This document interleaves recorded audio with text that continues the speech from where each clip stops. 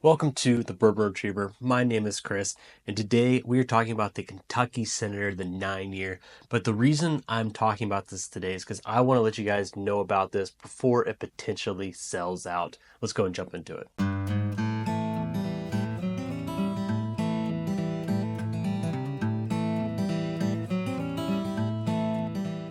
So this Kentucky Senator was released last year in 2024, but it has been nominated for Best Small Batch Bourbon in the 6 to 10 year range in this year's San Francisco World Spirits Competition. That is the premier whiskey competition out there. The only other one that drives up as much hype is the Ascot Awards, which is the Fred Minnick top end of the year best stuff. So those are kind of the two biggest ones. And those results for the San Francisco one won't be coming out until like November, October, that type of area. So I wanted to get you guys know about this bottle before those results come in, because if this does win Best of the Year, it's going to be flying off the shelf because this was released a year ago and there really aren't that many left on the shelf sitting here today, let alone in the fall when those results come out. But taking a step back, just giving a little background on this brand and bottle specifically, the Kentucky Senator Bourbon Series, they're all named after U.S. senators from Kentucky. This one is, what is it? It is named after John Brown. You can read the labels here. I am not the biggest historian, so I can't tell you all about this, but it says here that he was an anti-federalist um, or a Democratic Republican supporter of Thomas Jefferson. The little bit I do know is that it is against the opposite of Hamilton, I think. I think I know that just from the Hamilton play. A little bit of history knowledge there. Just imparting what I can onto you guys there. In keeping with the Kentucky Senator name, every release is at least 6 years old because that is the minimum term for Kentucky Senator. These also all come in at 107 proof. Great proof point. I think that is the optimal proof point for whiskey. The first installment of this was a vertical of Barton juice. That's what this is, this 9 year old. They originally released a 15-year-old single barrel. Then they did a 6, 7, 8, and then finally a 9 year old. But their overall volume of this product is very small.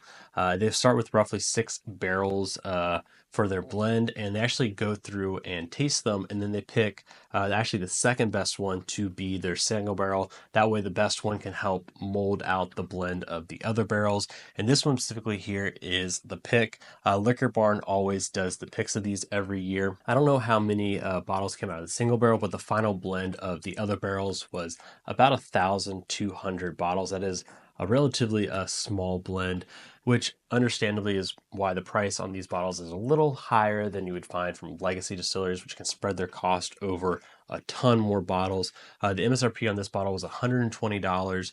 That is over the 9 year age statement, but when you consider the small production of it and what I will get to in the tasting of this, the quality of this bottle specifically, I think is worth that $120. But let's go ahead and jump into the taste notes and just talk about it more. Cheers. All right, my first impression off the single barrel is I cannot believe this is Barton juice.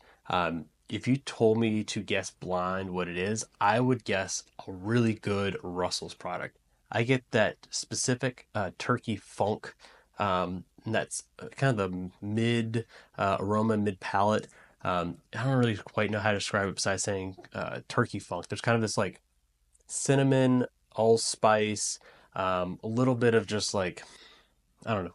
It's the turkey funk. If you are a big turkey fan, this one, it would be right up your alley. Yeah, with that allspice, there's a nice bit of rounded oak there. Good amount of oak, not like over oak, not under oak. I think it's that perfect amount of oak and just a traditional good bourbon that you're getting. Nice sweetness too in there, balancing out that allspice and oak. It's just an all around great aroma. But with that, let's go ahead and jump into the palate. Yeah, very full flavors. It is not thin at all. Very, not viscous, but it really is a fullness in your mouth there as it runs through the mid palate. And then there is just a very long finish of that allspice just lingering on, which is another great quality that you look for in spectacular bourbons.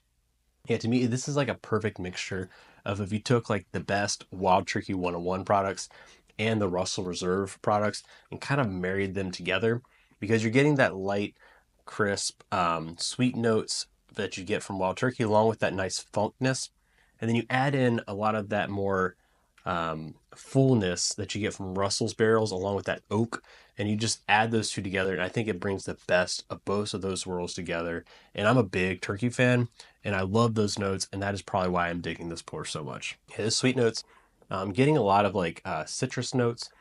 I'm trying to think exactly what fruit I'd pick. I'd probably go orange at first. Maybe I'm trying. Orange is definitely the citrus there, and then I'm kind of weirdly going on a limb here in the back half. I'm getting kind of like maybe a strawberry on the back end there. I have not gotten that strawberry before, and all the times I've tasted this bottle, but I'm getting a little bit of other kind of sweetness there on the back end of this. Yeah, and a lot of your traditional bourbon notes there. You got the vanilla, light caramel on the front end with that oak. Then it goes into that turkey funk in the middle. Yeah, this is a really really good pour. If you can find this, definitely buy it. I did a quick search right before I started this review, and you can still find these Liquor Barn picks. It is only in Kentucky. The Liquor Barn, obviously, because Liquor Barn is a Kentucky brand, so these single barrels are there. But again, also the batch products. These can only be found in Kentucky. There is some limited exception to that. You can go to Jack Rose in DC, and they have some. I don't know if they still had it or still have it today. I know they had it back a year ago when they released these. They might have sold out. I don't know if they're still there, but you can still find these in Kentucky today. So my advice to you guys out there, if you ever do a bourbon trail trip and you're traveling through the area, check the Liquor Barn website and see if a Liquor Barn near you has any of specifically the store pick. If they don't have the store pick, check out the small batch. But see if you can find a store that has a store pick, because more often than not, those stores will have these on their bar. All the Liquor Barns have a little bar area where you can go get bar pours for probably the best prices in all of Kentucky to try some ultra rare stuff. But the cool thing about those bars is they have a lot of their store picks on them, and you can try this. I would be shocked if it's more than like maybe $5 to $10, and that way you can try it for yourself and see if you think it is worth that $130. But even if it's not on that bar, I would recommend you to pick this up.